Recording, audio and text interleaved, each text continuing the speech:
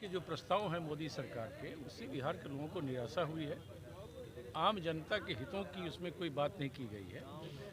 बिहार के लोगों को खासकर ज़्यादा निराशा हुई है कि जो उम्मीद थी कि बिहार में औद्योगिक विस्तार के लिए, रोजगार सृजन के लिए कुछ योजनाएं केंद्र से मिलेंगी, उन चीज़ों का भी कहीं कोई समावेश नहीं किया गया है।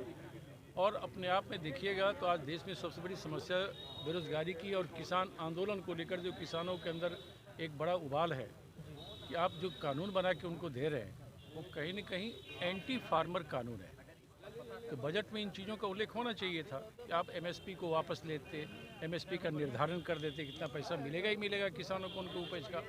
आपको ये करना था कि किसान आंदोलन जिन उद्देश्यों को लेकर हो रहा है, जो शंकाएँ किसानों के मन में है, उसे ख़त्म करने की कोशिश होनी चाहिए थी, तो वो नहीं किया गया था। ये जो कानून मोदी जी ला रहे हैं वो कहीं न कहीं किसानों की रीढ़ की हड्डी को तोड़ेगा।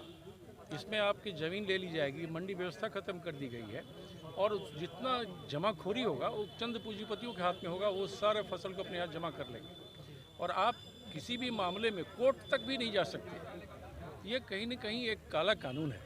तो कांग्रेस पार्टी का मानना है कि केंद्र सरकार को इस काले कानून को वापस लेना चाहिए, किसानों की बातों को सुनना चाहिए।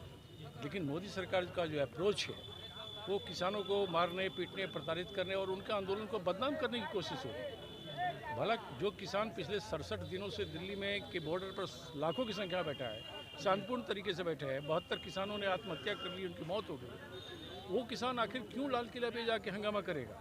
हम सब चाहते हैं कि लाल किला पर राष्ट्रीय ध्वज के साथ जिसने भी अपमानजनक व्यवहार किया है उसके खिलाफ कार्रवाई होनी चाहिए। आप उसको क्यों नहीं पकड़ रहे हैं?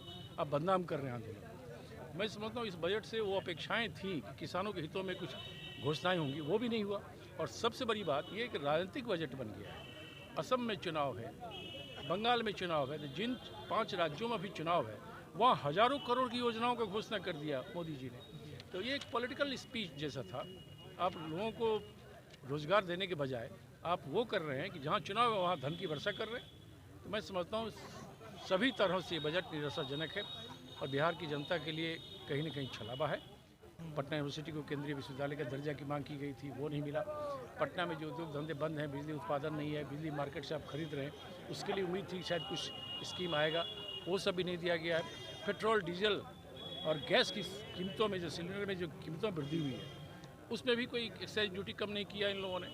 तो कहीं न कहीं ये जनता के खिलाफ का बजट है, आम जनता पर बोझ आएगा और लोगों को निराशा हुई है कि रोजगार सृजन के कोई उपाय इसमें नहीं किए गए। तो कांग्रेस इस बजट को निराशाजनक मानती है और हम सरकार से अपने बजट प्रोविजन पर जब डिबेट होगा तो कांग्रेस पार्टी के लोग इन चीज़ों का उसमें उल्लेख करेंगे कि आप ऐसा बजट लाइए जिससे लोगों को फायदा हो। सर कि चुनाव से पहले भाजपा ने कहा था कि 30 लाख रोजगार देंगे हम 1 महीने के अंदर में। अब तो 2 महीने से ऊपर हो गए।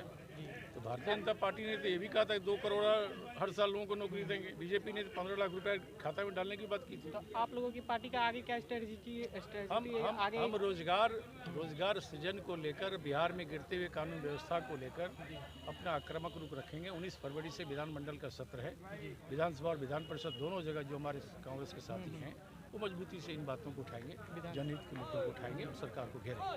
धन्यवाद। चलो हो गया।